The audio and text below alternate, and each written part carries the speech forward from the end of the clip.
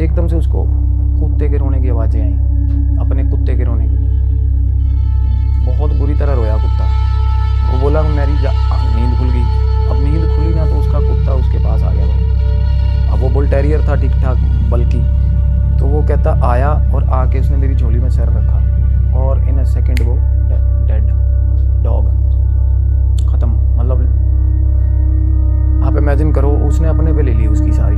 Dogs यही करते हैं भाई, कोई भी नेगेटिव वाइब एनर्जी आती है ना, गंदे वाली जब आती है तो अपनी जान दे के वो अपने मालिक को बचा लेते हैं। तो कहता मेरे को तब भी बच्चा दिखता ऐसे ऐसे करता। मैं कहा भाई अभी भी, और वो एनर्जी भाई बच्चे की हवा के अंदर ही सस्टेन कर रही है। पता है वो उड़ती रहती है, वो ज़मीन से ऊपर उठी हुई होती है कच्चे कलवे की, टांगे पीछे वो मुड़ी होती हैं।